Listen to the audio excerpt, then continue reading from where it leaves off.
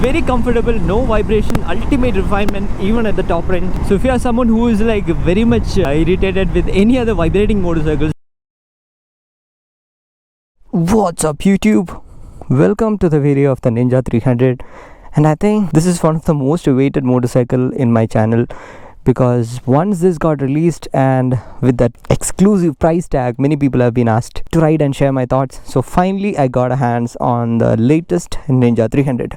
Overall a beautiful motorcycle. I've been riding this on the highway by now and got a less chance to ride it in the city, but I got all the ownership aspect of this motorcycle from the owner itself. Altogether a beautiful motorcycle to ride in the highway.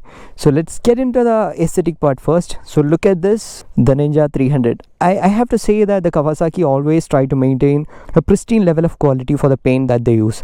If you see all these tank and all, I have already told this in the earlier reviews also, that be the Ninja 300 or the 650, the Versus 650 or the Z900 which I rode, the kind of paint quality is like superb. It's out of the world. You cannot compare it. Even one of the ceramic coating guy already has told me this thing, that even if you try to do a chemical wash on this motorcycle, nothing will happen to the paint. Like the paint quality is like extremely brilliant, and you can see that premiumness all over this motorcycle, be it the plastics or be it the handlebar or the dash. The front headlight section, it looks massive. Wow, really nice to see that green touch. In my personal opinion, the green suits more to a Ninja than the blue or the red. It's my personal opinion. And oh my god, that's what you have, the most beautiful and the sexy grab rail. And I don't know why really Kawasaki have done this thing, because they designed this motorcycle like, yeah, it's the maximum that we can do, and we don't want any kind of nazar to happen on this motorcycle, so we'll keep that grab rail. Looks a little more ugly in my opinion, but if you remove it, it looks stunning. That's the only piece that I see on this motorcycle. Otherwise beautiful in every aspect. So of course I'll be riding this motorcycle out on the highway. Before that, I'll just walk you through all the stuffs. So this motorcycle is not at all a tall motorcycle. So with my height, I have completely planted foot and I still have leg room. So in that sense, good for short riders. Another thing is, like, when you keep your leg on the foot peg, what you can feel is that the foot pegs are a little raised. So tall riders might have a little bit of problem. Just have a test ride on this motorcycle to get a feel, because you might feel a little cramped feel on this motorcycle. That's my personal opinion, but because the seat height is a little less and the foot peg is a little taller, so you understand that physics, right? But there is no problem for the leg room.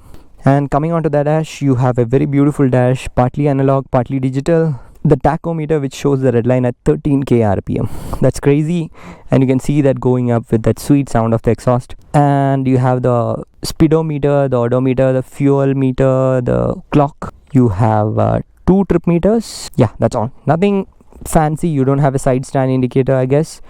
And you have the ABS light here and all those basic lights, but you don't have a side stand indicator and a gear position indicator. But what I can feel is that getting onto this motorcycle from this angle, you feel that like a very premium motorcycle, like the ZX-10R itself. I don't have to compare it with the 10R, but I'm telling, the kind of quality that you feel from this angle is great. And I'm a little disappointed with the kind of mirror this has. It looks good from outside, but it's not that much purposeful. It's a little difficult to adjust to your setting, and it's not doing that much of a purpose job, but okay, not bad. And the clutch feel on the motorcycle is like pretty much light, neither too soft nor too hard. That's what I feel. And the gear shifts are like crisp, and the beautiful part is when you upshift, it gives a good feel. Okay, I'll show that to you on the highway. It gives an amazing feel when you upshift. So let's go for a ride. Before that, I'll make you hear the exhaust.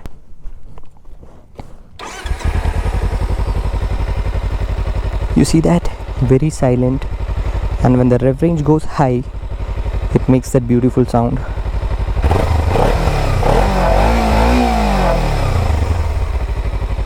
I forgot to mention one thing. The problem with the lower seat height is you have a lower ground clearance motorcycle, and this scrapes the bottom like anything for an average hump on the highway. Not on the highway, even in the city you'll face these issues. So ground clearance is a problem, and somebody who is weighing a little more than 70 kg or 80 kg will definitely have a terrible time in the city, because the ground clearance is little less. Look at that, looks beautiful. I feel like throwing off the grab rail and this tire hugger. Otherwise, like, design wise, very good. Look at the tail light. So let's go for a spin. So getting onto the motorcycle, you have almost upright riding posture. This is my completely upright riding posture. My hands are here, so I'm having a slight lean angle to grab onto the handlebars, and that's almost like very comfortable riding posture for you, especially if you're planning for tours.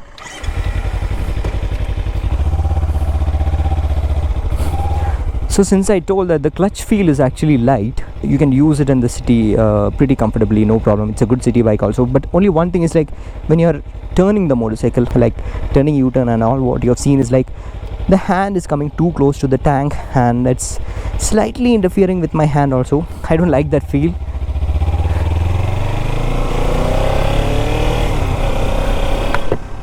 On this motorcycle, you can see that the red line is almost at 13k RPM. So the essence is, this motorcycle is all about top end. So it has a very linear bottom end and a mid-range. You'll get that punch when you do that, you'll get that punch, but still I'm telling is that the true potential of this motorcycle has been observed in the top end. I'll show that to you once I reach the highway. So now we have the highway. I'll show you the power delivery. It's very smooth, it's very neat and kind of beginner friendly. I don't say that it's very beginner friendly, but okay if you are comfortable with an 150 or a 200cc motorcycle.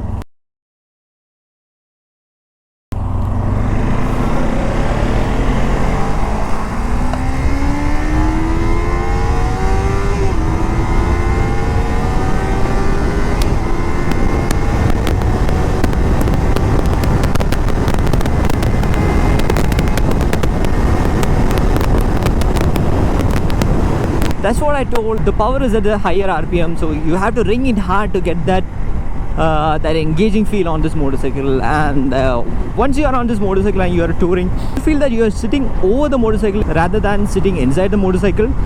So I think you might have to buy a little more bigger windscreen, because this windscreen will give you a wind protection till 80 km or something. Yeah, I can feel the wind over my neck now. So in that sense, this it can have a little more bigger windscreen. And coming on to the brakes, that is the part where I feel that the Kawasaki would have done a little more better, because the brake feel is not that much great to the kind of the power it delivers.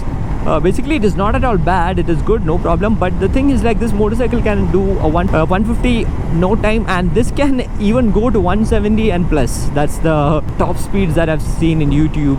So what I expect from this kind of a motorcycle is a very sharp brake feel, like the 302R. So in that sense, I feel that the braking could have been improved a little better. And the best part of this motorcycle is the suspension. No doubt in it, it's very tourer friendly, very comfortable, just made to make your bump easy for a long ride. So handling also is not a big deal. If you're having a very huge motorcycle for the city, you don't feel like riding it down all. But it's not a huge motorcycle. It looks huge, but it's not heavy. You have to ride a Bentley 302R to feel what heaviness is. That's a super heavy motorcycle when you take it to the city, but when it comes to the highway, that heaviness has its own advantage. But on this motorcycle, it is light, but still it is much stable. I've taken to 160 once on this motorcycle, and climbing on to 150 is not a problem, like super stable. Even 160 is not a problem, but it starts climbing. The speed starts climbing from 150 onwards. So that's what I told you. You have to be on the top rev range. I'll just show the stability of this motorcycle to you. You see that? There's a slight wobble on the handlebar. I don't know why. You see that the handlebar is slightly wobbling. I think I know the issue. The reason is because the tires are not so good. Okay, on this motorcycle it comes with MRF. Cornering is like, I'm not liking it at all. Basically this motorcycle can push further, but the tires are like pulling it off. I was doing a high speed corner somewhere in 120, 130 and all, and I got a really bad feedback from the rear end. So then I got to know that it is running on MRF. So once you are used to the Metzeler's and the Pirelli, you will never run on these tires.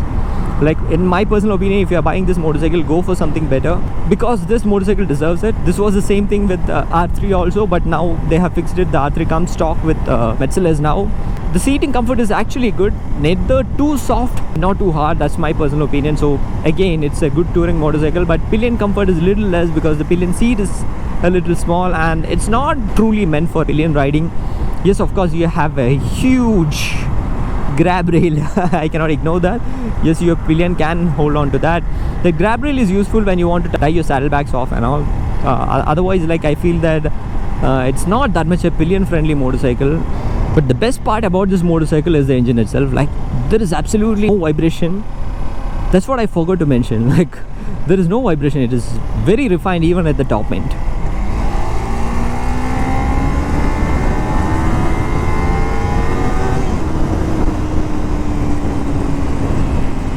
The motorcycle is actually engaging at the top end.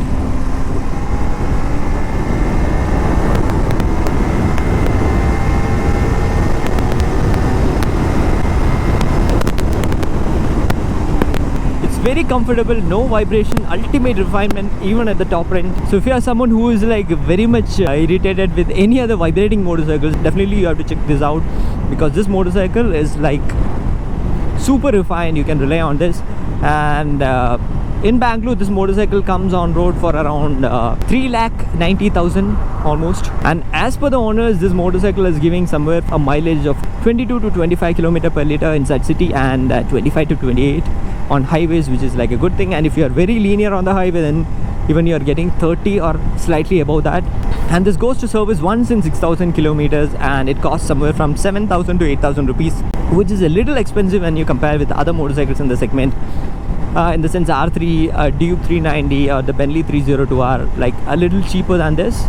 So let's see who all can look onto this motorcycle. So if you want to tour a lot, then definitely a good motorcycle. If you want to use it in city to an extent, yes, again a good motorcycle. If you want to off-road, then probably it's not a good motorcycle to look at, because the ground clearance is a little less. Then you might ask that it's a fair motorcycle, why you want to take a risk? Yeah, that's true, but some people wanted to do off-roads and fair motorcycles also. But this motorcycle is not meant for that. The ground clearance will hit you crazy. So that's it with this review, and if you have any doubts about this motorcycle, do let me know in the comment section. And as always, show some love in the form of likes and comments. See you in the next video. Until then, bye bye.